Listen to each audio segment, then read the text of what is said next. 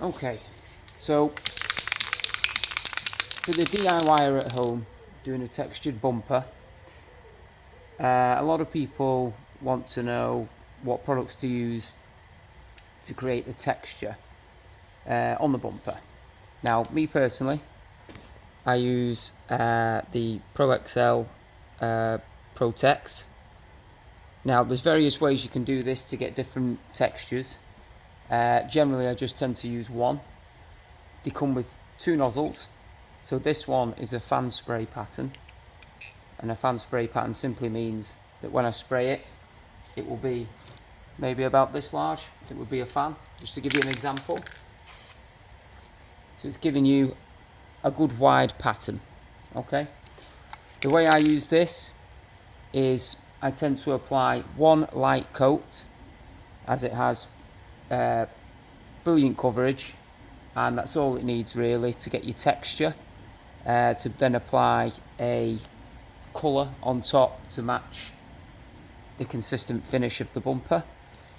I also apply it with heat at the same time. It just helps even it out and lay it down the way I want it to. I'll give you an example on this corner. So this corner has been primed and it's been sanded, so it's flat. So it's been sanded with 800 grit. So I'll put a high build primer on, sanded with 800s dry until it's smooth, just to take down any imperfections. And then I just apply my textured coat. I've already applied 3/4 of the bumper. I'm just going to show you this corner here, just to show you what it looks like.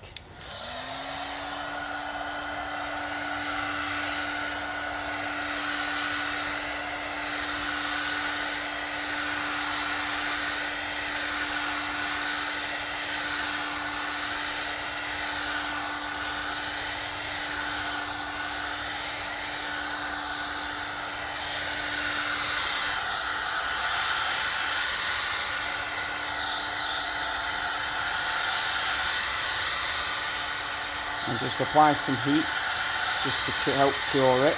Not too much, you don't want it too hot.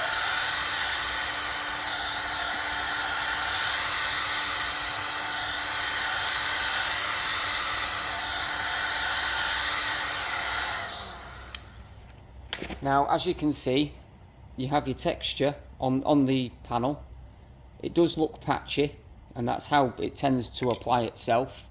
But I will be putting a matte black on top of this full bumper from one side to the other for consistent colour match.